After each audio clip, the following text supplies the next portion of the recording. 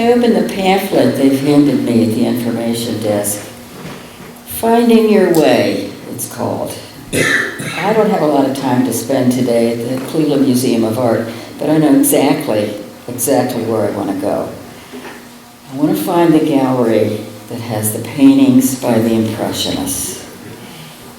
And I want to sit on the bench in front of Monet's Water Lilies, that huge, gorgeous canvas. And I just want to breathe it in. So if I hang a left, oh no, I'm sorry, I get upstairs to the second floor, and if I hang a left, I consult that little map they've handily given me, and if I hang a left, and then a right, and then go straight ahead for a little ways, and I can get there. It won't take me long at all. But there's a barricade in front of me. They're doing something to the gallery that's right there, and I don't know what, but I can't get through. I'm going to have to back up and go around the long way. So I do, and I end up going through gallery after gallery of Byzantine mosaics, Roman statuary, Greek vases. And then I go into the next gallery, and in front of me is this large, huge glass case with an Egyptian sarcophagus. And I stop.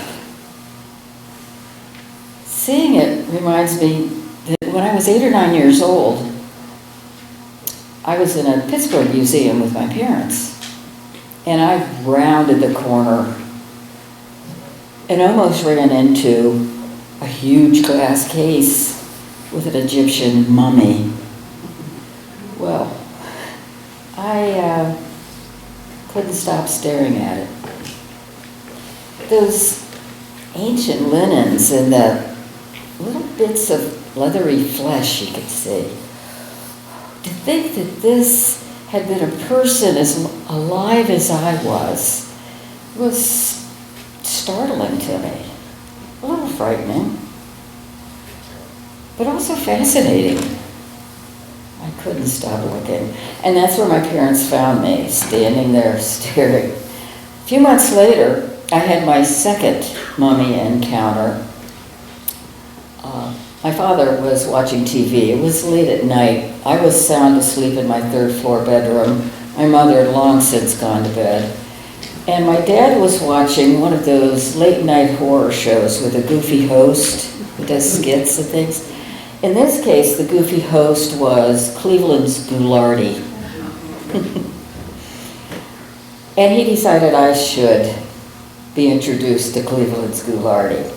So he shouts up the stairs, wakes me up. Hey, KJ, come on down, you gotta see this guy. So I go downstairs, and he's sitting in his recliner, munching vanilla wafers. And I nestle into the couch, and I watch TV with him. Ghoulardi's funny. I enjoy Ghoulardi. But that movie, there's that scene where Boris Karloff is bound up in those linens, and he's screaming voicelessly because they've cut out his tongue, and his eyes are wide and panicked. And then they bury him alive. Well, that wasn't as much fun as Ghoulardi. And I was really startled.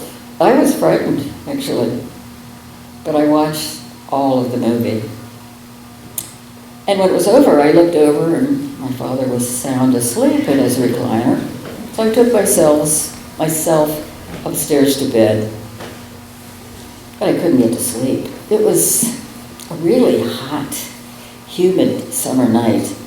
And the usual sounds that soothed me, the sounds of the night insects below my window and the next approaching train, they didn't work, not then. I couldn't sleep.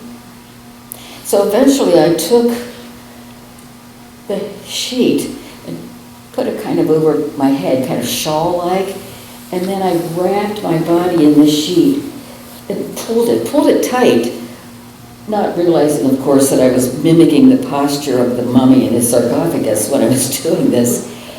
And I couldn't get to sleep.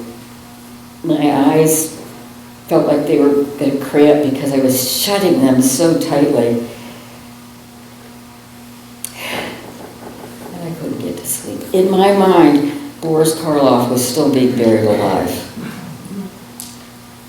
So there I was, I don't know for how long, and I kept thinking, if I can just stay perfectly still, Boris Karloff won't find me.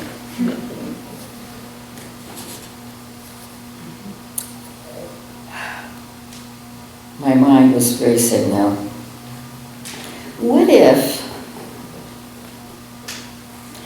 the Pittsburgh Museum has to paint its walls or has a fire, and what if they have to store exhibits somewhere else for a while? And what if they ask people to keep some of their exhibits for them for a while? And what if my dad, who volunteers for all kinds of things, agrees to store a mummy in our attic? And what if that mummy, our attic mummy, is not dead for all time, like the mummy in Pittsburgh, but is more like Boris Karloff, some poor guy who fell in love with the Pharaoh's daughter and stole the scroll of thought so he could recite the ancient incantations to bring her back to life, but they caught him performing this act of blasphemy, and they cut out his tongue, and they rolled him up and all that stuff, and he slowly suffocated to death. And he was there for centuries, and then he was found by some archaeological team and taken to a museum and put on exhibit, and then he was loaned out to some guy with an attic who was only steps from my bed. To my 9-year-old mind, this all seemed possible. I could picture my dad cheerfully lugging a mummy up 3 flights of stairs to put it in our attic. He would use the dolly that he used to move the console televisions he repaired for a living. Thump, thump, thump, up the stairs he goes. And it would be just like him to forget to mention it to me. Until maybe he'd finally think a week or 2 later, oh, KJ, if you go into the attic, don't worry about the mummy, it's only temporary. Why did I frighten myself with this nonsense? I often wonder about that.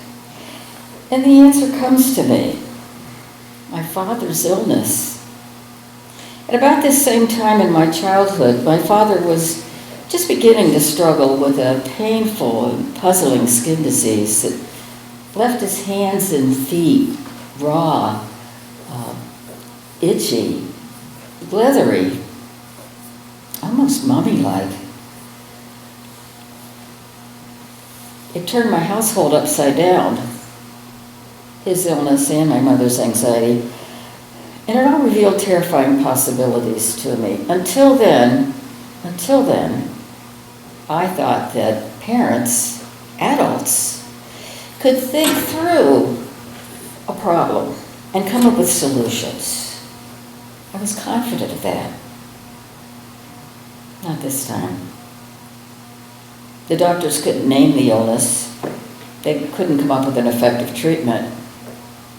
And sometimes the skin on his hands would bleed, and everything seemed to be getting a little worse. I was confused and frightened. It occurs to me that maybe because the idea of a mummy biding his time in our attic was so improbable that I was distracting myself from a greater fear that maybe my father wasn't going to get better. And now I'm wrestling with my own enigmatic illness, multiple sclerosis. I'm a lifelong reader. I find answers in books.